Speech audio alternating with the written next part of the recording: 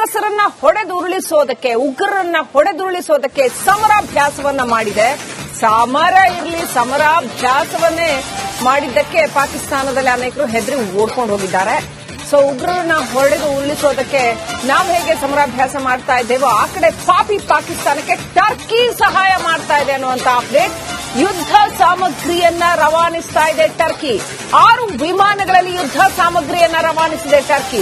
ಭೂಕಂಪದ ವೇಳೆ ಭಾರತ ಟರ್ಕಿಗೆ ಎಷ್ಟು ನೆರವು ನೀಡಿತ್ತು, ಆಹಾರ ಸಾಮಗ್ರಿ, ಔಷಧ ಸಾಮಗ್ರಿ ಎಷ್ಟು ನೆರವು ನೀಡಿತ್ತು ಅಂಥ ಭಾರತಕ್ಕೆ ಟೈಮ್ ನೋಡಿ ಬೆನ್ನಿಗೆ ಚೂರಿ ಹಾಕೋದು. ನೋಡಿ ಇವರ ಬುದ್ಧಿ ಏನು ಅಂತ ನೋಡಿ, ಟೈಮ್ ನೋಡಿ ಬೆನ್ನಿಗೆ ಚೂರಿ ಹಾಕ್ತಾ ಇದೆ. ಈಗ ಪಾಕಿಸ್ತಾನಕ್ಕೆ ಯುದ್ಧ ಸಾಮಗ್ರಿಯನ್ನ ಸಪ್ಲೈ ಮಾಡ್ತಾ ಇದೆ ಟರ್ಕಿ. ಟರ್ಕಿಯಲ್ಲಿ ಭೂಕಂಪ ಆದಾಗ ಪಾಕಿಸ್ತಾನ ಅಲ್ಲ ಟರ್ಕಿಗೆ ಸಹಾಯ ಮಾಡಿದ್ದು ಭಾರತ. ಆದ್ರೆ ಈ ಸಂದರ್ಭದಲ್ಲಿ ಟರ್ಕಿಯ ಬುದ್ಧಿ ನೋಡಿ ಪಾಕಿಸ್ತಾನಕ್ಕೆ ಟರ್ಕಿ ಯುದ್ಧ ಸಾಮಗ್ರಿಗಳನ್ನ ಸಹಾಯ ಮಾಡ್ತಾ ಇದೆ. ಓಕೆ, ಸಣ್ಣ ಪುಟ್ಟದೇನೋ ಮಾಡ್ತಾ ಇದ್ದಾರೆ. ಟರ್ಕಿ ಬಹಳ ಏನು ಮಾಡರ್ನ್ ಅಥವಾ ಲಿಬರೇಟೆಡ್ ಇಸ್ಲಾಂ ರಾಷ್ಟ್ರ ಅದು. ನಮಗೆ ಚೀನಾ ಮತ್ತು ಅಮೆರಿಕ ಯಾವ ರೀತಿ ಅಂತ ನಾನು ಹೇಳಿದೆ, ಚೀನಾವನ್ನು ಹೇಗೆ ನಾವು ಯಾಕಂದ್ರೆ ಅವರಿಗೆ ಬಿಸ್ನೆಸ್ ಇಸ್ ಇಂಪಾರ್ಟೆಂಟ್. ಪಾಕಿಸ್ತಾನಕ್ಕೆ ಯಾಕೆಂದ್ರೆ ಪಾಕಿಸ್ತಾನ ಅದು ಬಿಕಾರಿ ರಾಷ್ಟ್ರದ ಗೊತ್ತಿದೆ, ಸಾಲ ಕೊಟ್ಟು ಅಮೆರಿಕ ಆದ್ರೆ ಡಬಲ್ ಅಂತ. ನಾವೀಗ ಡಬಲ್ ಮಾಡಿದ್ರೆ ಚೀನಾಗೆ ಬಹಳ ಲಾಭ ಆಗುತ್ತೆ. ಓಕೆ, ನೀವು ಕೇಳಬಹುದು ಪಾಕಿಸ್ತಾನ ತಗೊಳ್ತಾ ಇರೋದು $17 ಬಿಲಿಯನ್ $17 ಬಿಲಿಯನ್.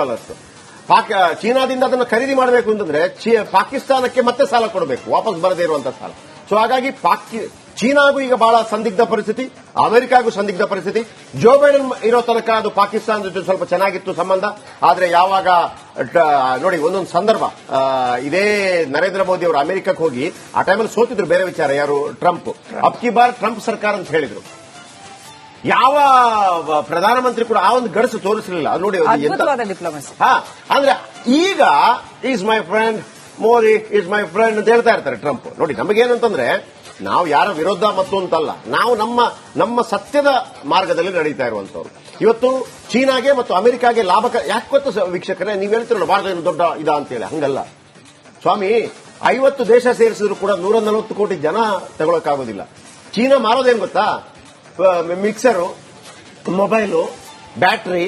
ನೀವು ಆಸ್ಟ್ರೇಲಿಯಾಗೆ ಮಾರಿದ್ರೆ ಅಲ್ಲಿ 15 ಕೋಟಿ ಜನನೂ ಇಲ್ಲ, ನಮ್ಮಲ್ಲಿ 140 ಕೋಟಿ, ಒಂದು 20 ಆಸ್ಟ್ರೇಲಿಯಾ ಇದ್ದಂಗೆ. ಅರ್ಥ ಆಯ್ತಾ ನಿಮಗೆ? ಸೊ ಹಾಗಾಗಿ ನಮ್ಮ ಮಾರ್ಕೆಟ್ ಆ ವ್ಯಾಲ್ಯೂ 1000 ಬೋಯಿಂಗ್ ವಿಮಾನ ಯಾವ ಮನೆ ತಗೋತಾನೆ ಅಮೆರಿಕಾದಿಂದ, ನಾವು ಬಿಟ್ರೆ ನಮಗ್ ಬೇಕು, ಅಲ್ಲಿ ಕಾಯ್ತಾ ಇದೀವಿ, ನಮ್ಗೆ ಕೊಡ್ತಾ ಇರಲಿಲ್ಲ. ಈಗ ಆ ತರ ಬನ್ನಿ, ಇದರ ಬಗ್ಗೆ ಇನ್ನೊಂದು ಸ್ಟೋರಿ. ನರರಕ್ಕಸರ ವಿರುದ್ಧ ಭಾರತ ಸಿಡಿದು ನಿಂತಿದೆ, ಉಗ್ರ ಸಂಹಾರಕ್ಕೆ ಶಪಥ ಮಾಡಿದೆ. ಇದರ ಬೆನ್ನಲ್ಲೇ ಬರೋಬ್ಬರಿ 63,000 ಕೋಟಿಯ ರಫೇಲ್ ಮರೈನ್ ಜೆಟ್ ಖರೀದಿಗೆ ಭಾರತ ಸಜ್ಜಾಗಿದ್ದು ಫ್ರಾನ್ಸ್ ಜೊತೆ ಮಹತ್ವದ ಒಪ್ಪಂದಕ್ಕೆ ಅಂಕಿತ ಬಿದ್ದಿದೆ.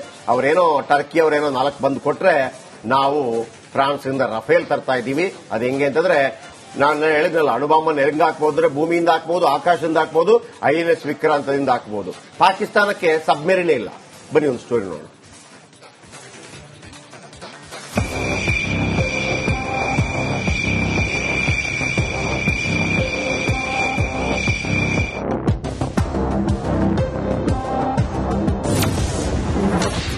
ಭಾರತೀಯ ನೌಕಾಪಡೆ ಬತ್ತಳಿಕೆಗೆ ರಣಧೀರ. ಫ್ರಾನ್ಸ್ ಜೊತೆ 63,000 ಕೋಟಿ ಒಪ್ಪಂದಕ್ಕೆ ಅಂಕಿತ.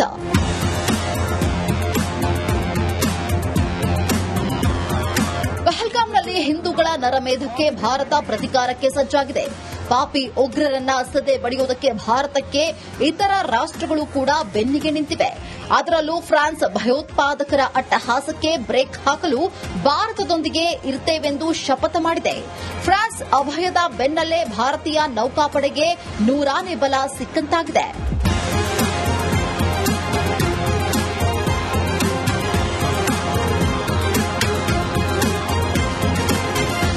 ಎಸ್, ಭಾರತ ಫ್ರಾನ್ಸ್ ಜೊತೆ ಮಹತ್ವದ ಒಪ್ಪಂದಕ್ಕೆ ಅಂಕಿತ ಬಿದ್ದಿದೆ.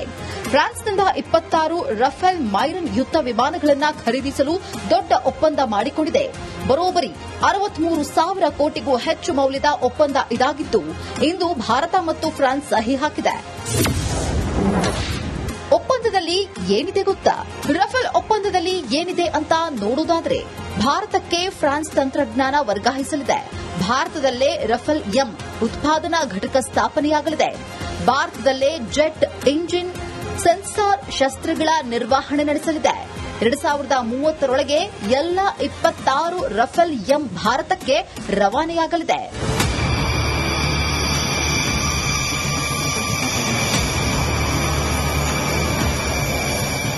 ಭಾರತೀಯ ನೌಕಾಪಡೆಯು 22 ಸಿಂಗಲ್ ಸೀಟರ್ ಮತ್ತು 4 ಟ್ವಿನ್ ಸೀಟರ್ ವಿಮಾನಗಳನ್ನು ಪಡೆಯಲಿವೆ ಎಂಬ ಮಾಹಿತಿ ಲಭ್ಯವಾಗಿದೆ. ರಫೇಲ್ ಎಂ ಜೆಟ್ಗಳು ಐಎನ್ಎಸ್ ವಿಕ್ರಾಂತ್ನಿಂದ ಕಾರ್ಯನಿರ್ವಹಿಸುತ್ತವೆ ಮತ್ತು ಅಸ್ತಿತ್ವದಲ್ಲಿರುವ ಮಿಗ್ 29K ಫ್ಲೀಟ್ಗೆ ಸಾಥ್ ನೀಡುತ್ತದೆ. ರಫೇಲ್ ಎಂ ಜೆಟ್ ವಿಶೇಷತೆ: ರಫೇಲ್ ಯುದ್ಧ ವಿಮಾನಗಳಿಗಿಂತ ಅಪ್ಡೇಟ್ ವರ್ಷನ್ ಇದಾಗಿದ್ದು, ರಫೇಲ್ ಮೈರನ್ ಜೆಟ್ ಎಂಜಿನ್ ಶಕ್ತಿಶಾಲಿಯಾಗಿದೆ. ತುಂಬಾ ಕಡಿಮೆ ಜಾಗದಲ್ಲಿ ಲ್ಯಾಂಡ್ ಆಗುತ್ತೆ. ಶಾರ್ಟ್ ಟೇಕ್ ಆಫ್ ಮತ್ತು ಅರೆಸ್ಟ್ ಮಾಡುವ ಸಾಮರ್ಥ್ಯವಿದೆ.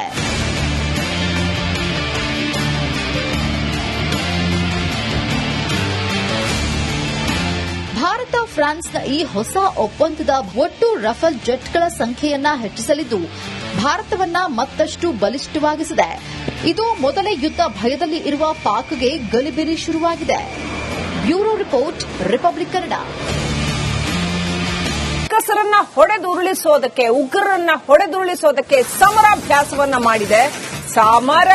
ಸಮರಾಭ್ಯಾಸವನ್ನೇ ಮಾಡಿದ್ದಕ್ಕೆ ಪಾಕಿಸ್ತಾನದಲ್ಲಿ ಅನೇಕರು ಹೆದರಿ ಓಡ್ಕೊಂಡು ಹೋಗಿದ್ದಾರೆ. ಸೊ ಉಗ್ರರನ್ನ ಹೊಡೆದು ಉರುಳಿಸೋದಕ್ಕೆ ನಾವು ಹೇಗೆ ಸಮರಾಭ್ಯಾಸ ಮಾಡ್ತಾ ಇದ್ದೇವೋ ಆ ಕಡೆ ಪಾಪಿ ಪಾಕಿಸ್ತಾನಕ್ಕೆ ಟರ್ಕಿ ಸಹಾಯ ಮಾಡ್ತಾ ಇದೆ ಅನ್ನುವಂತ ಅಪ್ಡೇಟ್. ಯುದ್ಧ ಸಾಮಗ್ರಿಯನ್ನ ರವಾನಿಸ್ತಾ ಇದೆ ಟರ್ಕಿ. 6 ವಿಮಾನಗಳಲ್ಲಿ ಯುದ್ಧ ಸಾಮಗ್ರಿಯನ್ನ ರವಾನಿಸಿದೆ ಟರ್ಕಿ. ಭೂಕಂಪದ ವೇಳೆ ಭಾರತ ಟರ್ಕಿಗೆ ಎಷ್ಟು ನೆರವು ನೀಡಿತ್ತು, ಆಹಾರ ಸಾಮಗ್ರಿ, ಔಷಧ ಸಾಮಗ್ರಿ ಎಷ್ಟು ನೆರವು ನೀಡಿತ್ತು, ಅಂಥ ಭಾರತಕ್ಕೆ ಟೈಮ್ ನೋಡಿ ಬೆನ್ನಿಗೆ ಚೂರಿ ಹಾಕೋದು. ನೋಡಿ ಇವರ ಬುದ್ಧಿ ಏನು ಅಂತ ನೋಡಿ. ಟೈಮ್ ನೋಡಿ ಬೆನ್ನಿಗೆ ಚೂರಿ ಹಾಕ್ತಾ ಇದೆ. ಈಗ ಪಾಕಿಸ್ತಾನಕ್ಕೆ ಯುದ್ಧ ಸಾಮಗ್ರಿಯನ್ನ ಸಪ್ಲೈ ಮಾಡ್ತಾ ಇದೆ ಟರ್ಕಿ. ಟರ್ಕಿಯಲ್ಲಿ ಭೂಕಂಪ ಆದಾಗ ಪಾಕಿಸ್ತಾನ ಅಲ್ಲ ಟರ್ಕಿಗೆ ಸಹಾಯ ಮಾಡಿದ್ದು ಭಾರತ.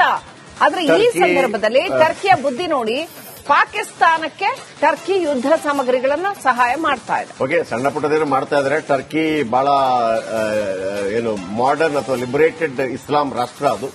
ನಮಗೆ ಚೀನಾ ಮತ್ತು ಅಮೆರಿಕ ಯಾವ ರೀತಿ ಅಂತ ನಾನು ಹೇಳಿದೆ. ಚೀನಾವನ್ನು ಹೇಗೆ ನಾವು ಯಾಕಂದ್ರೆ ಅವರಿಗೆ ಬಿಸಿನೆಸ್ ಇಸ್ ಇಂಪಾರ್ಟೆಂಟ್. ಪಾಕಿಸ್ತಾನಕ್ಕೆ ಯಾಕೆಂದ್ರೆ ಪಾಕಿಸ್ತಾನ ಅದು ಬಿಕಾರಿ ರಾಷ್ಟ್ರದ ಗೊತ್ತಿದೆ, ಸಾಲ ಕೊಟ್ಟು. ಅಮೆರಿಕ ಆದ್ರೆ ಡಬಲ್ ಅಂತ. ನಾವೀಗ ಡಬಲ್ ಮಾಡಿದ್ರೆ ಚೀನಾಗೆ ಬಹಳ ಲಾಭ ಆಗುತ್ತೆ. ಓಕೆ, ನೀವು ಕೇಳಬಹುದು ಪಾಕಿಸ್ತಾನ ತಗೊಳ್ತಾ ಇರೋದು $17 ಬಿಲಿಯನ್ ನಷ್ಟು. $17 ಬಿಲಿಯನ್ ನಷ್ಟು.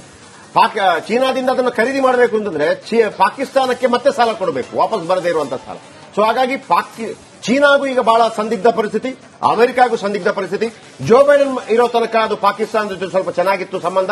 ಆದ್ರೆ ಯಾವಾಗ ನೋಡಿ ಒಂದೊಂದು ಸಂದರ್ಭ ಇದೇ ನರೇಂದ್ರ ಮೋದಿ ಅವರು ಅಮೆರಿಕಕ್ಕೆ ಹೋಗಿ ಆ ಟೈಮಲ್ಲಿ ಸೋತಿದ್ರು, ಬೇರೆ ವಿಚಾರ. ಯಾರು? ಟ್ರಂಪ್. ಅಬ್ ಕಿ ಬಾರ್ ಟ್ರಂಪ್ ಸರ್ಕಾರ ಅಂತ ಹೇಳಿದ್ರು. ಯಾವ